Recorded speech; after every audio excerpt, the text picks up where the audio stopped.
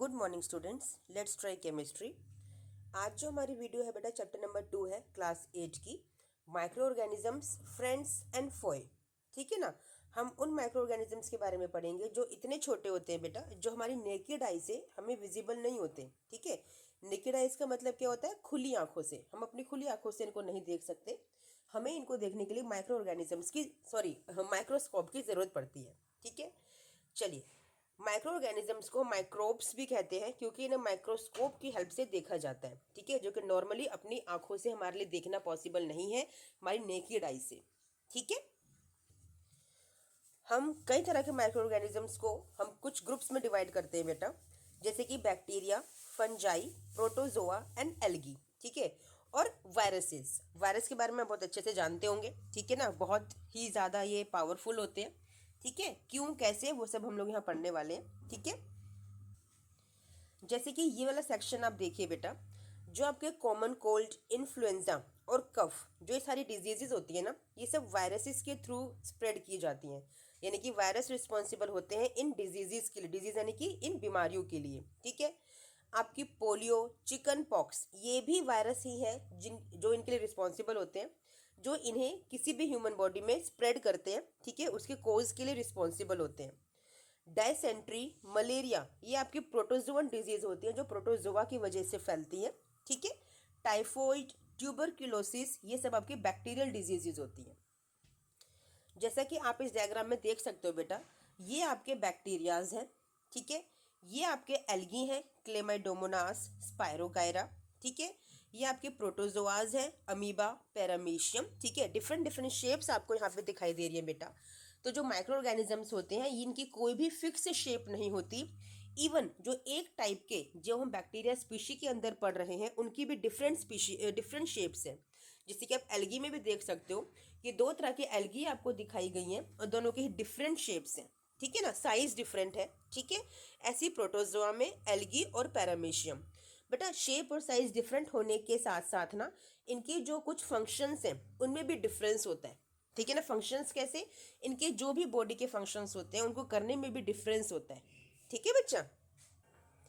ये देखिए कुछ फंजाई, जैसे कि bread mould, Penicillium and Aspergillus. आप देख रहे हो ना, तीनों ही कितने सुंदर लग रहे हैं देखने में आपको, लेकिन ये एक तरह की बीमारी है। ठीक है, तो ये डिफरेंट शेप्स, साइज, कलर्स और फंक्शंस में आपको देखने को मिलेगी। ओके। और ये देखिए वायरस। ठीक है, दो तरह के वायरस आपको दिखाई दिए हैं यहाँ पर, और दोनों की शेप्स डिफरेंट हैं। ठीक है। अब हमारे पास ना कुछ फ्रेंडली माइक्रो ऑर्गेनिजम्स होते हैं, मतलब कि जो हमारे फ्रेंड्स होते हैं, हमारी हेल्प करते हैं। कैसे? कर्ड यानी कि दही, ब्रेड और केक, इनको बनाने के लिए हमारे पास कुछ ऐसे माइक्रो ऑर्गेनिजम्स होते हैं जिनकी हेल्प के बिना हम इन चीज़ों को बना नहीं सकते। ठीक है, समझ में आया बच्चा? ठीक है। अब देखिए हमारे पास कुछ ऐसे माइक्रो ऑर्गेनिजम्स होते हैं जो एनवायरनमेंट को क्लीन करने के काम आते हैं। ठीक है, जैसे कि आपके ऑर्गेनिक वेस्ट यानी कि वेजिटेबल पील्स, एनिमल्स और फीसिस, इन सबको ना, जो ये बड़े बड़े पीसीज होते हैं, इनको छोटे छोटे पीसीस में ब्रेक डाउन करते हैं। कौन? बैक्टीरियाज। तो बैक्टीरिया है जो हमें हेल्प करते हैं हमारे एनवायरनमेंट को क्लीन करने के लिए। ठीक है। आपने सोइल फर्टिलिटी का नाम सुना होगा, यानी कि सोइल को फर्टाइल करने के लिए, जो हमने प्रीवियस चैप्टर में पढ़ा था, चैप्टर नंबर 1 में। ठीक है, क्रॉप प्रोडक्शन एंड मैनेजमेंट में। तो सोइल को फर्टाइल करने के लिए हम लोग मैन्योर का यूज़ करते हैं। तो मैन्योर बनती कैसे है? आपके बैक्टीरियाज की हेल्प से बनती है, यानी कि नाइट्रोजन फिक्सेशन की हेल्प से बनती है। ठीक है। अब नाइट्रोजन फिक्सेशन क्या होता है? ये पूरा एक प्रोसेस है जो कि राइजोबियम एक बैक्टीरिया होता है, उसकी हेल्प से होता है आपके लेग्यूमिनस प्लांट्स के रूट नोड्यूल्स में। ठीक है बच्चा, जो हम पढ़ेंगे धीरे धीरे करके 1 बाय 1 अपने फ्यूचर चैप्टर्स में। ओके। अब देखिए माइक्रो ऑर्गेनिजम्स रहते कहाँ हैं। एक्चुअली जो माइक्रो ऑर्गेनिजम्स होते हैं वो सिंगल सेल्ड भी हो सकते हैं, जैसे कि बैक्टीरिया, एल्गी एंड प्रोटोजोआ। ठीक है। और कुछ मल्टी सेलुलर भी हो सकते हैं, जैसे कि कुछ एल्गी और फंजाई। अब यहाँ डिफरेंस क्या है? सिंगल सेल्ड का मतलब है कि जिनमें सिर्फ एक सिंगल सेल होता है, और मल्टी सेलुलर का मतलब है कि जिसमें एक से ज़्यादा, यानी कि 2 या 2 से ज़्यादा सेल्स होते हैं, उन्हें हम बोलते हैं मल्टी सेलुलर ऑर्गेनिजम्स। ठीक है बच्चा। चलो, तो ये रहते कहाँ हैं? ये बेटा ये ना किसी की बॉडी में रहते हैं, किसी की बॉडी के ऊपर रहते हैं, किसी की बॉडी के आसपास रहते हैं। अब वो बॉडी पता है कैसी भी हो सकती है, यानी कि कोई ब्रेड भी हो सकती है, ठीक है, कोई ह्यूमन बॉडी भी हो सकती है, ठीक है, या कोई भी एक एल्गी हो सकती है, एल्गी के साथ कोई फंजाई रह रहा हो, है ना, वो आपका सिम्बायोटिक एसोसिएशन होता है, वो हम पढ़ेंगे आपके फ्यूचर चैप्टर्स के अंदर। तो कहीं भी कोई भी माइक्रो ऑर्गेनिज्म रह सकता है, ये उसकी अपनी एक क्वालिटी होती है, ठीक है बच्चा। अब हम पढ़ेंगे माइक्रो ऑर्गेनिजम्स और हमारे बारे में, ठीक है। अब देखिए making of curd and bread, ठीक है, कर्ड और ब्रेड कैसे बनाई जाती है। जो कर्ड होती है ना, उसके लिए लैक्टोबैसिलस एक बैक्टीरिया होता है जो रिस्पॉन्सिबल होता है, ठीक है। जो आपका मिल्क होता है ना, मिल्क में आपका लैक्टिक एसिड होता है, ठीक है ना। जब उसे आप जमाने के लिए रखते हो, यानी कि दही बनाने के लिए जब आप रखते हो उसको, तो थोड़ी सी दही डालते हो उसको, उसमें उसमें डालते हो, थोड़ी सी दही डालते हो आप लोग, तो उसके अंदर ना लैक्टोबैसिलस बैक्टीरिया का जन्म हो जाता है, ठीक है ना, उस दही में, जो कि पूरे ही दूध के अंदर स्प्रेड हो जाता है। और वही है जो अपनी मल्टीप्लिकेशन करता है एक हॉट एनवायरनमेंट के अंदर, क्योंकि आप दूध को गर्म करके जमने के लिए रखते हो, ऐसे ही होता है ना बच्चा। तो आप दूध को गर्म करने के लिए, जमने के लिए जब रखते हो, तो उसके अंदर उस गर्माई में, यानी कि उस टेम्परेचर पे लैक्टोबैसिलस बैक्टीरिया वर्क करते हैं और अपने आप को मल्टीप्लाई करते हैं, और पूरे दूध को थोड़ी सी दही की हेल्प से पूरा ही दही में कन्वर्ट कर देते हैं, ठीक है, समझ में आया बच्चा। चलो, अब देखो आपने सूजी, इडली और भटूरा, है ना, सूजी की हेल्प से आपने इडली भटूरे को बनाया होगा, बनाते हो ना, मैदा की हेल्प से बनाते हो, इडली की हेल्प से सूजी की हेल्प से बनाते हो, ठीक है ना। तो वहाँ पे आपने ना baking soda, baking powder add किया होगा, ठीक है ना। वो क्यों ऐड करते हैं, ताकि आपकी जो मैदा या सूजी है ना, वो फ्लफी हो जाए, फ्लफी यानी कि फूली फूली हो जाए। फूली फूली किसकी हेल्प से होती है, बेकिंग सोडा की हेल्प से होती है। वो करता क्या है, उसके अंदर बैक्टीरियाज होते हैं बेटा, जो बैक्टीरिया अपने आप को मल्टीप्लाई करते हैं आपके सूजी या भटूरे के अंदर, मैदा के अंदर, और फिर उसको फ्लफी बनाते हैं। फ्लफी करने से उसका एरिया बढ़ जाता है, उसकी क्वांटिटी बढ़ जाती है, और जो भटूरे होते हैं या जो इडली बनाते हैं वो फूली फूली हो जाती है, यानी कि वो टेस्टी लगती है, स्पॉन्जी हो जाती है, सॉफ्ट हो जाती है। आया समझिए बच्चा, ठीक है। इसके बाद है आपका commercial use of micro organisms, ठीक है, किस तरह से यूज़ करते हैं कॉमर्शियली हम लोग माइक्रो ऑर्गेनिजम्स को। पता है, माइक्रो ऑर्गेनिज्म छोटे छोटे सूक्ष्म जीवों को ना लार्ज स्केल पे यूज़ किया जाता है alcohol, wine and acetic acid को बनाने के लिए, जो कि विनेगर होता है, ठीक है। ईस्ट को यूज़ किया जाता है कॉमर्शियल प्रोडक्शन करने के लिए, किसकी, अल्कोहल एंड वाइन की, ठीक है। कैसे करते हो, ईस्ट को ग्रो कराते हो आप नेचुरल शुगर्स के ऊपर, ठीक है, ग्रेन्स की हेल्प से, यानी ग्रेन्स के ऊपर, जो ग्रेन्स में जो नेचुरल शुगर होती है, ग्रेन्स यानी कि बार्ली, व्हीट, राइस, आपके फ्रूट जूसेस जो क्रश किए करके बनाए गए हैं, इनमें नेचुरल शुगर होती है। तो उसके ऊपर फर्मेंटेशन एक प्रोसेस होता है, फर्मेंट करके हम ईस्ट की हेल्प से उसको, वहाँ पे हम लोग अल्कोहल का फॉर्मेशन करते हैं, ठीक है ना। तो इस तरह से कॉमर्शियल यूज़ होता है माइक्रो ऑर्गेनिजम्स का। फर्मेंटेशन, जैसे कि मैंने अभी आपको बताया, ठीक है, कैसे होता है, the process of conversion of sugar into alcohol is known as fermentation, ठीक है।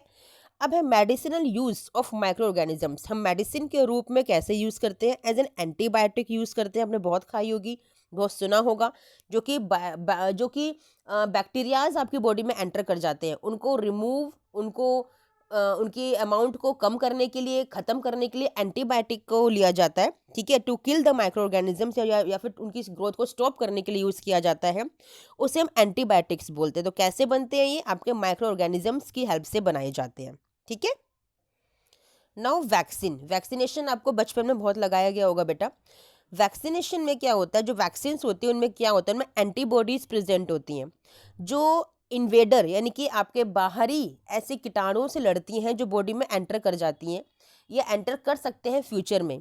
तो उसके लिए पहले से ही उसकी दवाई आपकी बॉडी में ऐड कर दी जाती है, जिससे अगर वो बीमारी या वो कीटाणु आपकी बॉडी में एंटर करते हैं, वो माइक्रो ऑर्गेनिजम्स एंटर करते हैं, तो पहले ही से ही बचाव के लिए आपकी बॉडी के अंदर वो दवाई प्रेजेंट है, वो मेडिसिन प्रेजेंट है, जिसे एंटीबॉडीज बोला जाता है। तो इसी को हम बोलते हैं वैक्सीनेशन, यानी कि वैक्सीन का ऐड करना आपकी बॉडी के अंदर, ठीक है। अब हमारे पास होते हैं कुछ हार्मफुल माइक्रो ऑर्गेनिजम्स, ठीक है, जैसे कि पैथोजेंस। ये वो माइक्रो ऑर्गेनिजम्स होते हैं जो किसी की बॉडी में एंटर कर जाते हैं, ह्यूमन बीइंग्स, प्लांट्स या एनिमल्स की, और उनको नुकसान पहुंचाते हैं। जैसे कि ह्यूमंस की बॉडी में अगर माइक्रो ऑर्गेनिजम्स एंटर कर जाएं तो कौन कौन सी डिजीजेज होने के यहाँ पे चांसेस होते हैं। स्पेशली आपके कम्युनिकेबल डिजीजेज, यानी कि जो एक से दूसरे को फैलती हैं, जैसे कोल्ड एंड कफ होता है स्पेशली, ठीक है। ये एयर, वाटर, फूड या फिजिकल कॉन्टैक्ट के थ्रू एक बॉडी से दूसरी बॉडी में फैल जाती हैं, ठीक है। इन्हें बोलते हैं कम्युनिकेबल डिजीजेस। तो ये किसकी वजह से होता है? माइक्रो ऑर्गेनिजम्स की वजह से होता है।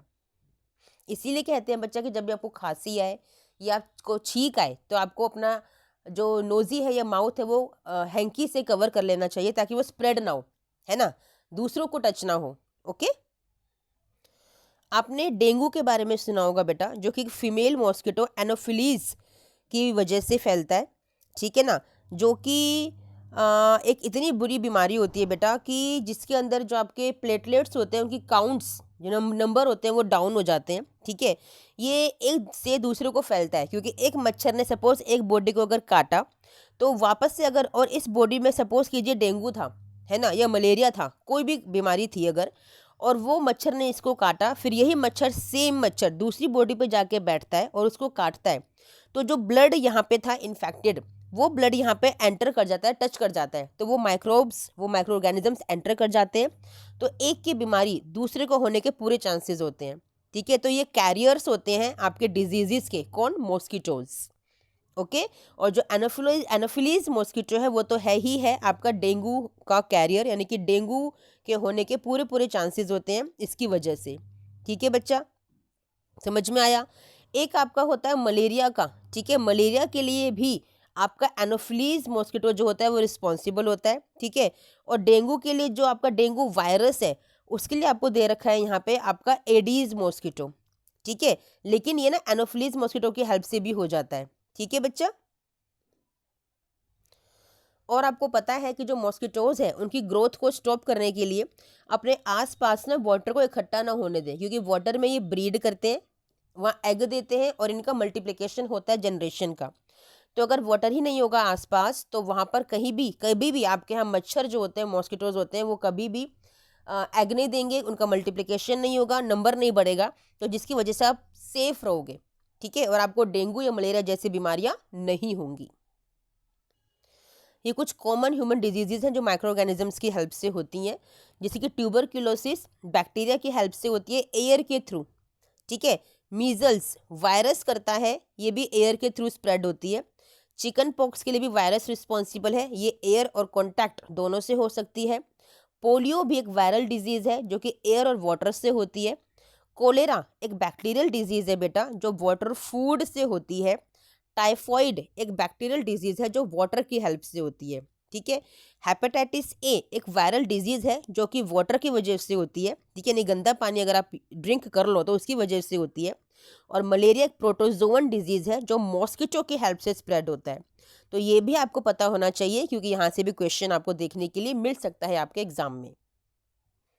अब देखिए कुछ ऐसे ऑर्गेनिजम्स होते हैं, माइक्रो ऑर्गेनिजम्स, जो एनिमल्स में डिजीज कोज करते हैं, जैसे कि आपके यहाँ पर आपको पता है एंथ्रेक्स। एंथ्रेक्स एक ऐसी डिजीज है, ठीक है, जो कि बैसिलस एंथ्रेसिस एक बैक्टीरिया की वजह से स्प्रेड होती है। कहाँ पे होती है? एनिमल्स के अंदर होती है, ठीक है। एंथ्रेक्स आपके ह्यूमन के लिए बहुत डेंजरस है और कैटल के लिए भी बहुत डेंजरस है, जो कि बैक्टीरिया की हेल्प से होती है। कैटल में एक वायरल डिजीज होती है बेटा, फुट एंड माउथ, जो कि वायरस की वजह से होती है, ठीक है। तो ये वो माइक्रो ऑर्गेनिजम्स हैं जो एनिमल्स को हार्म पहुंचाते हैं। अब ऐसे कुछ माइक्रो ऑर्गेनिज्म जो प्लांट्स को हार्म पहुंचाते हैं, जैसे कि wheat, rice, potato, sugar cane, orange, apple, ऐसे बहुत सारे ऐसे प्लांट्स हैं जिनको ये इन्फेक्टेड करके उनको नुकसान पहुंचाते हैं, और अगर हम उनको खा लेते हैं तो हमारी बॉडी में वो इन्फेक्शन स्प्रेड हो जाता है। ओके। जैसे कि देखिए कुछ प्लांट की कॉमन डिजीजेस, सिट्रस कैंकर, ये एक बैक्टीरियल डिजीज है जो एयर के थ्रू स्प्रेड होती है। रस्ट ऑफ व्हीट ये एक फंगल डिजीज है जो कि एयर और सीड्स के थ्रू स्प्रेड होती है। येलो वीन ऑफ मोजैक, है ना, येलो वीन मोजैक ऑफ भिंडी यानी कि ओकरा में वायरल डिजीज होती है जो इंसेक्ट्स के थ्रू स्प्रेड होती है। सोचते हो आप, ठीक है ना। अब चलते हैं फूड पॉइजनिंग की तरफ। फूड पॉइजनिंग क्या होती है बच्चा? फूड पॉइजनिंग होती है जब आपको फूड इन्फेक्टेड होता है। इन्फेक्टेड कैसे होगा? इंसेक्ट्स के थ्रू, ये आपके मॉस्किटोज के थ्रू, या फिर हाउस फ्लाइज के थ्रू, ठीक है, या फिर आपका जो फूड है वो काफ़ी दिन रखा हुआ हो गया, फ्रिज में आपने नहीं रखा था, वो रेंसिड हो गया है, ठीक है ना, तब उसकी वजह से फूड पॉइजनिंग हो जाती है, ठीक है। फूड प्रिजर्वेशन, फूड को कैसे प्रिजर्व करोगे? सबसे पहली बात, एयर टाइट कंटेनर में रखोगे जिससे कि उस पर कोई भी माइक्रो ऑर्गेनिज्म ना बैठे, ना कोई स्प्रेड हो, ठीक है। और टेम्परेचर उसका नॉमिनल रखोगे, यानी कि उसको फ्रिज में स्टोर करके रखिए अगर वो फ्रिज में रखने वाली चीज़ है, ठीक है। तो इस तरह से हम फूड को प्रिजर्व कर सकते हैं। पिकल्स को कैसे स्टोर करते हो? अचार को एक्स्ट्रा ऑयल या एक्स्ट्रा सोल्ट डाल के, है ना। जैम्स को, जो शुगरी सब्सटेंसेस होते हैं, उन्हें कैसे स्टोर करते हो? एक्स्ट्रा शुगर डाल के। तो ये सब टेक्निक्स हैं, मेथड्स हैं आपके फूड को प्रिजर्व रखने के लिए, उन्हें लॉन्ग टाइम के लिए स्टोर करने के लिए। जैसे कि एक टेक्निक है पास्चराइजेशन, जो कि लुइस पास्चर ने डिस्कवर की थी, यानी कि मिल्क को हीट करते हैं 70 डिग्री सेल्सियस टेम्परेचर पर 15 to 30 सेकेंड के लिए, और फिर सडनली उसे कोल्ड कर देते हैं, कूल कर देते हैं। इस टेक्निक को हम यूज़ करते हैं पास्चराइजेशन करने के लिए, जिससे जो माइक्रोब्स प्रेजेंट होते हैं मिल्क में वो आपके डिस्ट्रॉय हो जाते हैं, ठीक है। इसके बाद टॉपिक है आपका नाइट्रोजन फिक्सेशन। ये पूरी नाइट्रोजन साइकिल है आपकी, ठीक है। एटमॉस्फेयर में नाइट्रोजन प्रेजेंट होती है, जो लाइटनिंग प्रोसेस के थ्रू आपके सॉइल में जाके मिक्स होती है, जो कि जहाँ पे आपको नाइट्रोजोमोनास, राइजोबियम, ही बैक्टीरियाज वर्क करते हैं। ये आपके पहुँचती है आपके गैसेस के थ्रू एयर के अंदर वापस से, जो एक्स्ट्रा होती है, और फिर से साइकिल स्टार्ट हो जाती है आपके एटमॉस्फेयर नाइट्रोजन की। एक प्रोसेस है कि ये नाइट्रोजन आपकी फिक्स होती है नाइट्रोजन फिक्सिंग बैक्टीरिया की हेल्प से, ठीक है ना। बैक्टीरिया इसको नाइट्रोजन से नाइट्रोजनस कंपाउंड में कन्वर्ट करता है, और फिर ये सॉइल में मिक्स हो जाती है in the form of nitrogen compounds, ठीक है, और वापस से ये गैसेस की फॉर्म में आपके एयर में आ जाती है, ठीक है। जो ये वाली नाइट्रोजन कंपाउंड्स हैं, ये आपके प्लांट्स के थ्रू लिए जाते हैं, फिर एनिमल्स इनको ईट करते हैं, फिर नाइट्रोजनस वेस्ट इनका बनता है एक्सक्रीशन के थ्रू, और वापस से सॉइल में मिक्स हो जाते हैं नाइट्रोजनस कंपाउंड्स के रूप में, और फिर से यहाँ पे साइकिल चलती है, और साइकिल ऐसे करके चलती रहती है 3 या 4 तरीकों के रूप में। समझ में आया बच्चा? तो ये था आपका चैप्टर नंबर 2, ठीक है। माइक्रो ऑर्गेनिजम्स के बारे में हम लोगों ने पढ़ा। आपके फ्रेंड्स एंड फोए मीन्स फ्रेंड्स भी हैं और आपके एनिमीज भी हैं, ये आपको हार्म भी पहुंचाते हैं और आपके फ्रेंड्स भी हैं, ठीक है। तो ये पूरा चैप्टर आपका मैंने क्लियर किया बच्चा, आई होप आपको समझ में आया होगा, ठीक है। चलिए बच्चा, मिलते हैं नेक्स्ट वीडियो में। Till then thank you, bye.